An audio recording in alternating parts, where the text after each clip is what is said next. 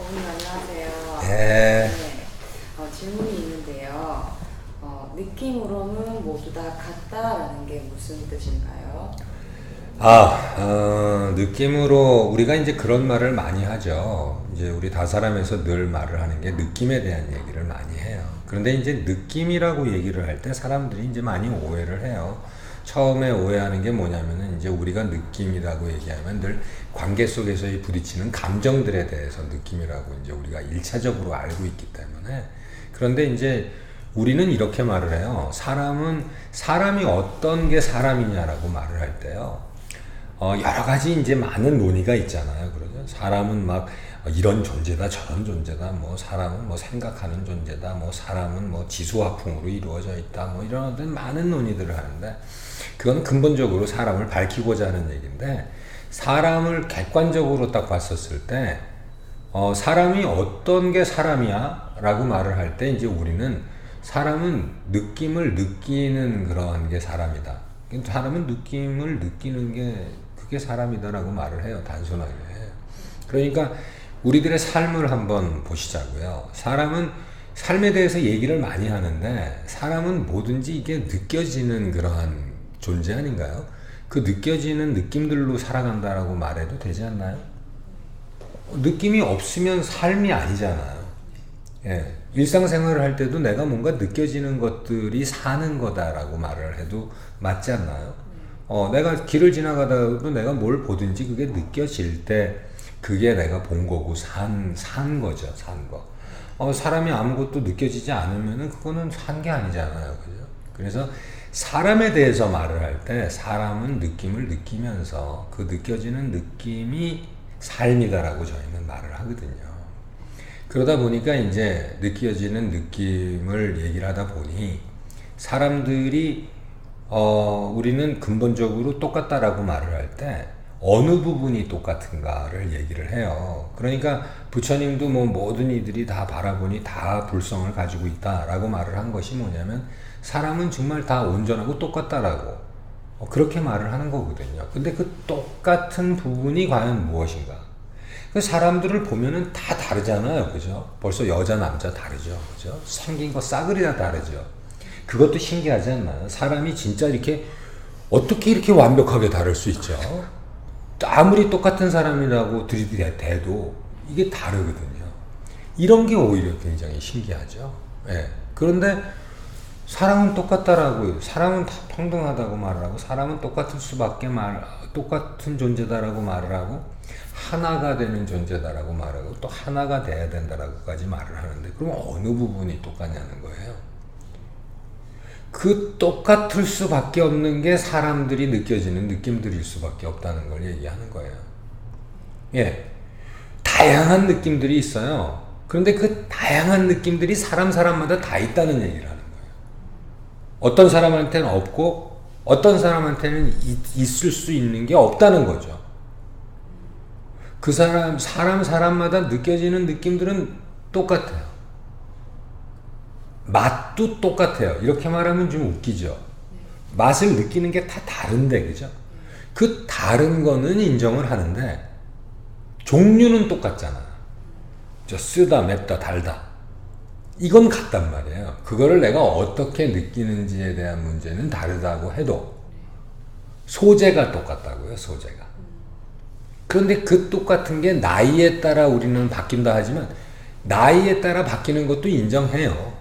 그러니까 어렸을 때는 뭐 예를 들면 넘어져서 무릎이 까졌을 때 아파하는 게 굉장히 막 공포스러울 정도로 아프고, 나이가 든 다음에 어디 자빠져서 무릎 좀 까지면 어때요?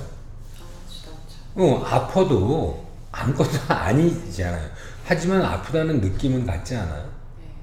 우리 어렸을 때 막 그 청소년기에 낙엽이 떼구르르 구르는 것만 봐도 막 깔깔 웃었어요. 나이가 들었어요. 낙엽이 구르는 거 보고 안 웃죠? 그런데 그 낙엽이 구르는 걸 보고 느꼈을 때 그 즐거움이 나이 든 사람한테는 없나요?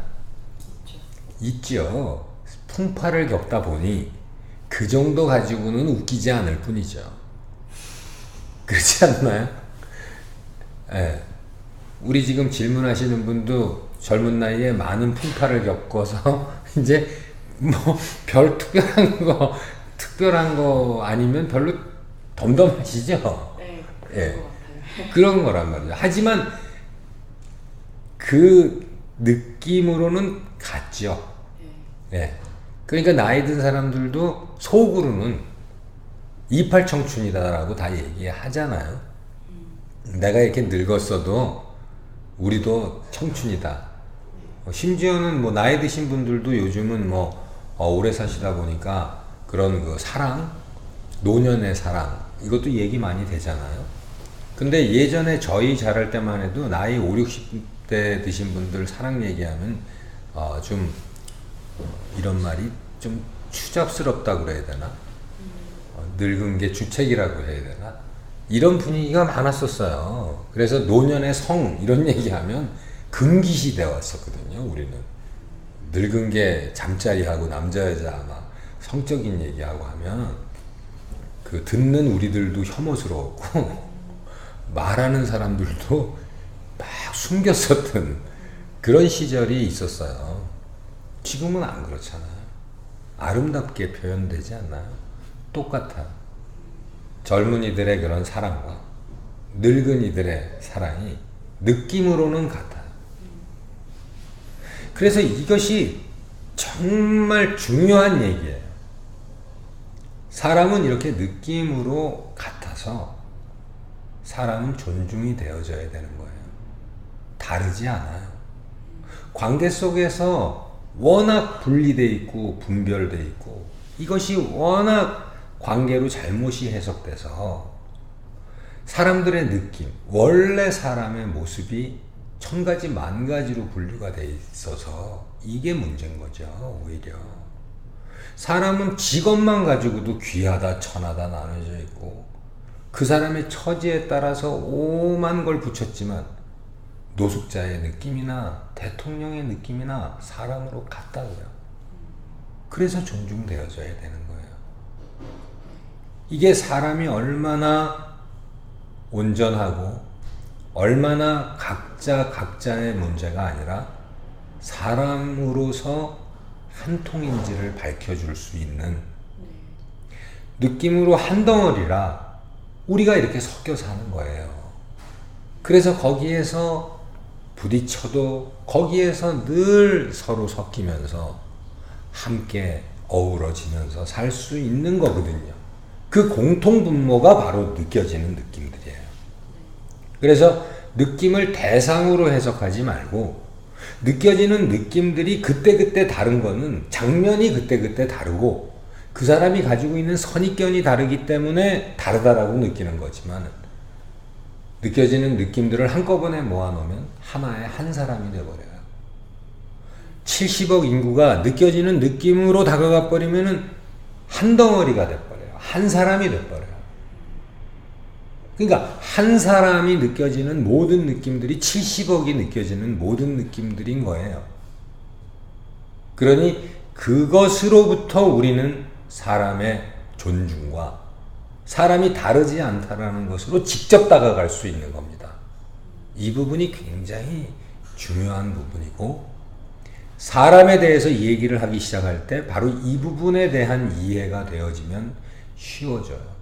그러니까 나한테 있는 모든 느낌을 그대도 다 그대로 가지고 있으니 존중되어져야 되는 건 아닐까요? 어떠한 경우도 다르지 않으니 내 얼굴에 다른 이를 욕하게 되면 쟤는 왜 저래라고 욕하게 되면 결국 내 얼굴에 침 뱉는 게 되는 것밖에 안 되지 않겠어요? 이렇게 사람에 대해서 다가갈 때 가장 중요한 게 느껴지는 느낌이 같다. 그러니 우리는 너와 나에 대한 구분을 갖고 사는 존재가 아니다 라고 접근할 수 있는 기본적인 받침이 됩니다. 그래서 이제 결론을 얘기하자면 그런 거예요. 사람은 느낌을 느끼면서 사는 존재입니다. 예, 이 몸이라는 건 느낌 덩어리고요.